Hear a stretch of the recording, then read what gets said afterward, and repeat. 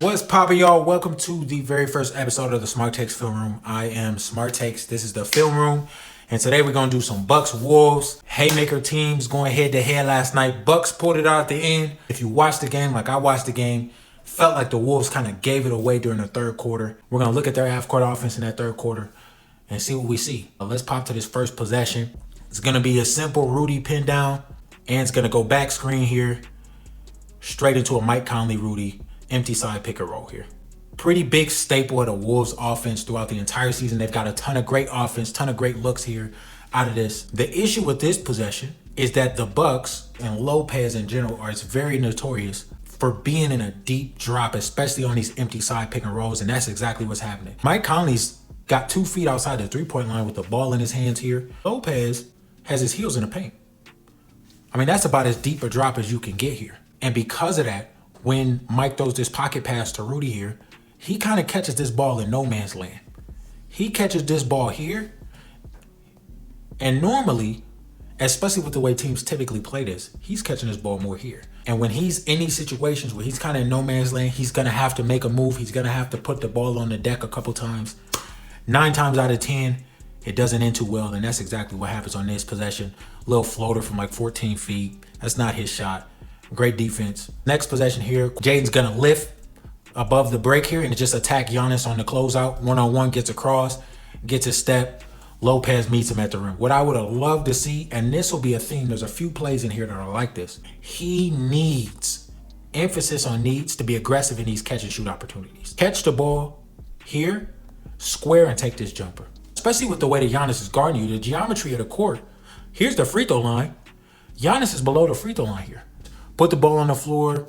You get a step. Lopez is there. If you're not going to shoot the three, you got to hit this drop off to Rudy here. Whether that's a wraparound behind Lopez's back or you leave it on the floor with a bounce pass.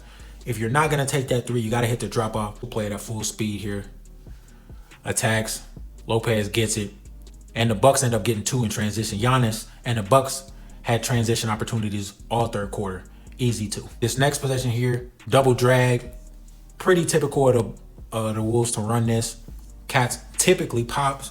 Rudy rolls. You can get some pretty good looks out of this. For some reason, there's some sort of miscommunication here. And they both kind of roll. Get stuck in no man's land. There's a ton of congestion in there. The passing angle isn't quite right. And it ends up in a turnover. Thankfully, Ant got on his high horse. He gets back. He saves 2 points here. Good hustle. That was kind of another theme of this third quarter is all 5 guys, whoever was on the court, not necessarily being on the same page when they were running certain sets. What I think the Wolves want is to attack this mismatch right here.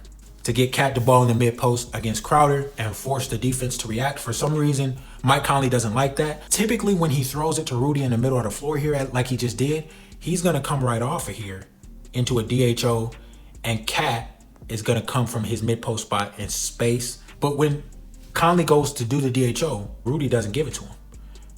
And so now he's stuck in this weird place where this pass to Cat isn't really there right now. Crowder's defending it well. Lopez is kind of shading. That's not really there. And Rudy's stuck in no man's land, just like that first possession. 9 times out of 10, you're going to end up not getting a great look, and that's exactly what happens. 2 dribbles, spinning hook. That's just not his shot again. Next possession here, simple Ant, Rudy, P&R. What I think happens is Beasley pokes this out from behind right here. But another half-court turnover for the Wolves. Bucks get out and get another easy 2. That is going to be a theme of this video and a theme of this third quarter as well. The Wolves turning the basketball over in the half court, and that leading to easy Bucks points. On this next possession, I like to call it Chicago action. When I coach at the high school level, when I run it, I call it Chicago. It's really simple. Pin down into a dribble handoff. Jaden's going to set a pin down here. Ant's going to come off it, come off Rudy on the DHO, and now they're both getting downhill. They executed well. The look's there. Crowder has to help down here. Ant sees Jaden in the corner, throws it over top. I mean, you really get exactly the look you want. Just doesn't execute on the pass, throws it out of bounds. I think he has made a leap as a playmaker this year, but obviously still has some ways to go. There's a couple plays in here where his execution on the pass ends up being what keeps the Wolves from a good opportunity. This next possession here, hit ahead to Jaden. He ends up putting the ball on the floor. Tough midi, not a horrible shot. But we go back to my thing I said about Jaden earlier. Remember what I was talking about? He's not aggressive enough in these catch and shoot 3-point opportunities. There's about 20 small forwards in the league who are catching this ball and letting this thing go. Maybe you take a dribble to get a step closer, but they're letting this shot go. I mean, Connaughton is at the elbow, basically playing him for the drive because they know in these catch and shoot situations, he likes to put the ball on the floor instead. And instead of getting a wide open catch and shoot 3 in semi-transition, you end up getting this. This right here. Heavily contested, fadeaway 15-footer.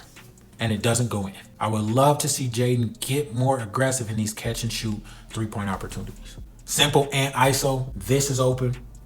If you see it, that's kind of a tough pass. Maybe only a handful of guys in the league can see that and execute it consistently.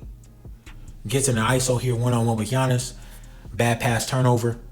And the Bucks get 2 more. Wolves turnovers into Bucks transition points. I call it pitch flare. Oh, Naz is going to pitch this right back to Kyle.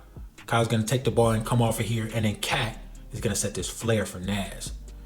And when the Wolves typically run this play, maybe they're a little closer to the other side of the court, but Naz is supposed to get a shot or get a 3-point attempt right around this area here. So you'll see him pitch it back to Kyle. Cat's going to set the flare, but somewhere along the way, Kyle loses the ball, another half-court turnover, and guess what that turns into? This time it's a 3, great pass by Giannis. Swing, another transition opportunity. Half-court turnovers turning into transition opportunities for the Bucks. Theme of this video. Little Rudy pin down for Ant, straight into an empty side PNR. So sets the pin down here, and we're going straight into an empty side PNR. Giannis here has to help down. Ant sees it, throws it to the corner. Great shot, great look. Just doesn't go in. Just like the Ant pull-up 3, no problem with the shot whatsoever. Got exactly the shot you wanted. Defense played it the way you wanted. Just doesn't fall. Variance happens. Some nights, even your good looks don't fall. That's just par for the course. Nah, Rudy pick and roll. Would have loved to see either a bounce to Rudy here, or maybe after a couple dribbles, you can skip this if Jaden starts rising above the break here. You go straight at Lopez, who's in a deep drop again. That deep drop was killing the Wolves offense all night. That's one of the things schematically I thought the Bucks did extremely well. Lopez was great in it, contesting everything, not letting anything get behind him. Deep drop, one of the benefits of it is the way to kill it is either pull-up shooting or getting to floaters. And if you're playing a team like the Wolves, who they don't really have a ton of pull-up shooting threats outside of Mike Conley, who do it at an efficient level. And they don't really have a floater guy either. So playing deep drop like this against the Wolves tends to work really well. And same thing happens here. You corner Nah into going right at him. It doesn't work. Just another example of great defense. This isn't even a deep drop. There's no pick set here. But just great instincts as a help defender here. He sticks on Rudy until the last second. And then he steps over and contests at the very last moment. And it's a great contest, by the way, too. There's no foul there. Great contest. And another time where the Wolves generate a good shot and it just doesn't go in. One of the last possessions here, another Nah Rudy PNR. And again, that deep drop forcing Nah and Rudy to both be in no man's land.